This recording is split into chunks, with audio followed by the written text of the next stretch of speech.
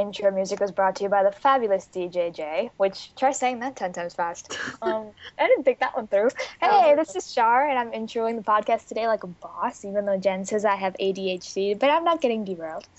And we tried to have Gertrude do it today, but for some reason she was unavailable, extenuating circumstances. But hopefully she can do it next week if she's willing and available. So, hi guys. Hi. Hi. I'm so socially awkward. Oh my God. Clearly. I'm Jay, if you don't know by now. She's our Jersey drill girl. And that's Jen, and we're missing Anna today because Anna's off flying and singing songs and being fabulous. As usual. Pretty much. So, yeah. So we have a short, I think we have a short recording this week, don't we? Because it's only 6 questions. Yeah. You guys are awesome. We love We did get a lot of questions that we put on the blog, though. That's good, though. Still good. We're trying, if you notice, we want to try and keep these a little bit shorter, so they'll be more enjoyable for you guys to listen and more easy on us to record. If you have an opinion on that, you guys should write it in the Ask box. Like, if you'd rather your question be answered in the show or whatever, I think you should tell us, because suggestions. And... Yeah, because I pretty much try to only answer the ones that we've either talked about or we have, like, a similar opinion on. So. Yep. Most of the ones we can. Jay is just flawless like that. Regardless, we have a bunch of cool stuff to do this month since we all know we're on that horrible TVD hiatus.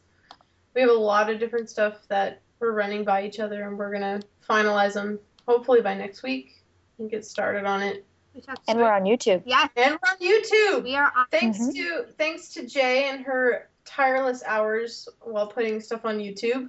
Absolutely fantastic. It may seem strenuous at first. One dead computer. Pretty much. It may seem a little bit strenuous at first because there's a lot of parts to some of them because our recordings are pretty lengthy. But just know that Jay has so courteously put them in playlists for us. Yeah. So they should fly by. Like, you shouldn't even notice that they're switching. It should just go. Hopefully if you have fast internet. Yeah. Please have fast internet. Please have fast internet. If you're listening in, like, Zimbabwe or something. We admire your persistence in trying to There listen. can be fast internet in Zimbabwe. I literally said the first Z country I could think of. Isn't it one of the only ones? So, like, order of internet connection speed is by alphabetical order? Yeah. Clearly. So the United States is pretty low, too. We're really slow. That's kind of... Britain has everything. Britain is? Britain. In Australia. Britain is top notch. Okay, anyway. Yeah, just look for us on YouTube. I'm sure Jay will post it up on the blog now because now that we mentioned it, look out for us. We're going to be updating our channel. Yeah, you're listening to us on YouTube right now. Yeah, you should be listening to us. Hi, YouTubers. If you don't know who we are, I doubt anyone's seeing us on Facebook. Another social network. That would be kind of awesome. No, it would not. Stop it. Oh my God. Anyway. It hasn't even begun. Charlotte. Stop. Charlotte. Stop it. Stop. Why? Okay. If you're just now joining us and you're on YouTube and you did find us on Tumblr, welcome. Yeah, hello. Send your asks in because I know we got some questions on YouTube asking where you send your asks. You send them into tvdnightowls.tumblr.com/ask. We want to hear everything from you guys. Yeah, guys, why would someone be starting on number 11 or 12 or whatever it is if they were listening to us? They can do whatever they want because they're allowed to. They might listen, but now they don't know where to send their asks, so I'm letting them know. Charlotte, stop trying to be logical. Yeah. Trying to be? Stop trying to be. Serious. Okay, anyway. I think I'm succeeding. Charlotte didn't mean to offend any of you. Hang on. Yes. We've had Catherine pretending to be Elena. Do you think we'll ever get Elena pretending to be Catherine? Under what circumstances do you think that'll happen?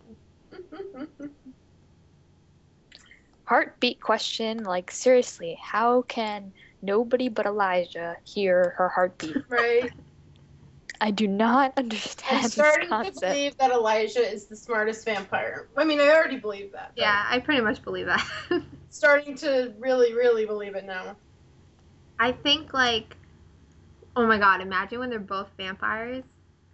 Ooh. How will you tell She them? says when. You won't. I mean, we've got Catherine has Elena down pat. She knows how to act like her. She knows how to be her. But Elena has never, as far as I know, hasn't ever impersonated Catherine. She'd be better at it nowadays. Deliberately impersonated Catherine. Was that controversial? Yes. Just checking. What's it called? No, I think I would love to see that. And coming from, I think I'm the only Kalena shipper in the TVD Night House. I'm Elena by default, just because of you. I noticed everyone on my dash is telling me that I made them. No, shut up. Stop it. No. Anyway, people on my dash were telling me how I've gotten them into Kalena, and I'm like, that's my sole purpose in life. It's my sole purpose. I'm on a mission from God, and I'm here to make people ship Kalena. And if you don't get that movie reference, I don't know who you are.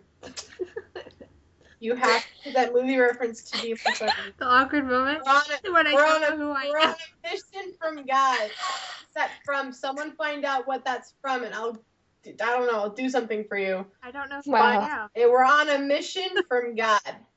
They say it like that.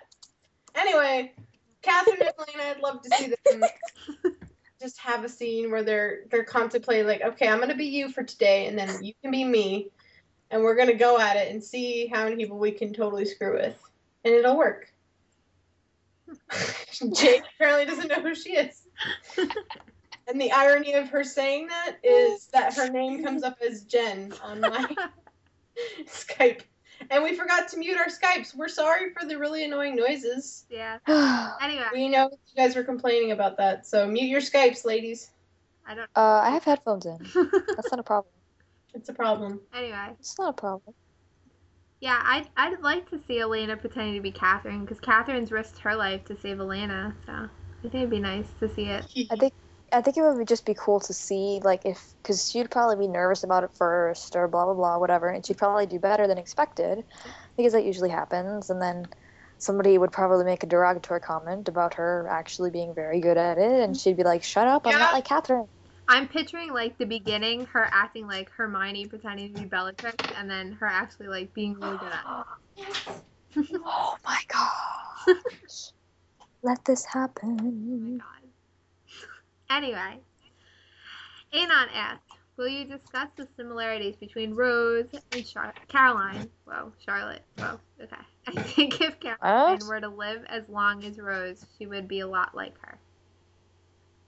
I love Rose so much.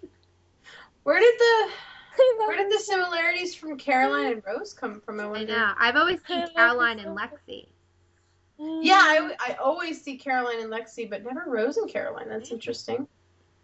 I can see pieces of it, but it would definitely be more Caroline and Lexi, because the main difference between Rose and Caroline is that Rose was always living in fear. Caroline would not stand for that. Yeah. So it's the main line, but I can see because of the spunk there. And then Caroline, she says it like it is. She's best. She has the potential to be best friends with anybody, which I got that from Rose, as in, like, Rose broke through Damon's shell when nobody else really could at that time. And then Caroline's kind of like that too. Case in point, Caroline and Klaus. So. Mm-hmm. Well, I like the way, like, Rose and Caroline both, like Rose pointed out Damon being in love, and, like, Caroline pointed out Elena being in love. Parallel. Okay, thank you. I see how that happened. Disclaimer on the bottom. Pretty much. Yeah. I see the Caroline and Lexi thing more. I never really thought about Rose and Caroline.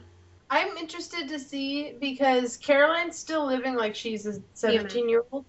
So, and like a human, exactly. She's living like a human, so I want to see what she's going to be like in 10 years, or in 20 years, or in 30 years. I mean, we're obviously probably not going to see that, because TVD's not going to last for 30 years. What? TVD flash forward. Holy crap. Yeah, so anyway, Oh, that's depressing. I agree with Charlotte, though. I think the similarities more run with Lexi than anything, because Lexi and I think, well, even Stefan pointed it out in season 2, wasn't it? Yeah. Yeah. Yeah, because she turned in season 1, or season 2, episode 1. Anyway, I think I see the similarities more with Lexi because of their drive and how they act and their personalities kind of just match. I know Leanne hates it when I do that. When Leanne and I first met, she hated Caroline and loved Lexi, and she hated it when people compared Caroline to Lexi, and I always thought it matched and worked. Yeah, totally. Yeah. But regardless, I know that Charlotte loves Rose, and I like Rose a lot more than I like Andy, but... Oh, please, of course. Yes, fudge, yes. Oh my gosh, Rose. Can I read the next one? Sure. I love her so much. Anon asked, what do you think Damon's character arc will be for the rest of the season? I think that Damon needs a vacation. Yeah. In a good way. He'll be shirtless in water. I totally approve of this. Yeah, exactly. I think he needs to go to Cancun. And what if he goes to Alaska, Jay? No. Why would he go to Alaska? He's not Edward Cullen, and he's not munching on freaking penguins, okay? Wow, that was a reference. Okay. I caught that reference. That was good. Penguins, lovely. You can go chill at the Denali Clan. Don't. No, So stop. smart. This is not a Twilight podcast. Stop it. I'm surprised I still remember that. I haven't read the book. I'm surprised I let you get that far. Stop it. I'm surprised because I'm not surprised actually because you wouldn't have caught the reference. Yeah, I correct? did get the reference. I read the books. I didn't like them. Oh, you read them all. Anyway, Damon's character arc, I see him realizing that he can be first and that someone cares about him and that he doesn't need to put on a show and hide his emotions. Hopefully. I think the character arc of the season basically is Elena right now. Yeah. Because we already kind of had Damon's character arc. I think season 2 was... I'm all confused. Anyway, I think they each got it. I think all the seasons were their own character arcs. I think this season was Stefan's character arc, especially because just we learned this other side of him that we didn't know before. But I don't think he really overcame it. He didn't. No, I'm not saying he didn't. Who, Or he Damon? did. I'm just saying we learned a lot about them. I don't think that... I don't know. I just mean, like, season 2 was very much Damon realizing, like, becoming a different vampire. Mm-hmm. This season seems to be very much about Elena's changing. Mm-hmm. I think even though we got this new part of Stefan, I think they're just having him revert back to what he was. He's not trying to overcome his Ripper. He's just chewing on animals again. Like, I need him to be human blood, but just not a Ripper. Yeah. He needs to like analyze his choices, but also I feel like season 3 hasn't been consistent. Isn't the right word, but it's like story arcs have been broken up because first it was Stefan, then it was Klaus and Michael or whatever. I really categorize that as Klaus, and now it's Elena. Yeah. So it's like it was very all over the place this season because we started off with two sides of the spectrum. We had Stefan and Klaus doing all their Clefin-related shenanigans. I miss those days. And then we had picking out SWAT.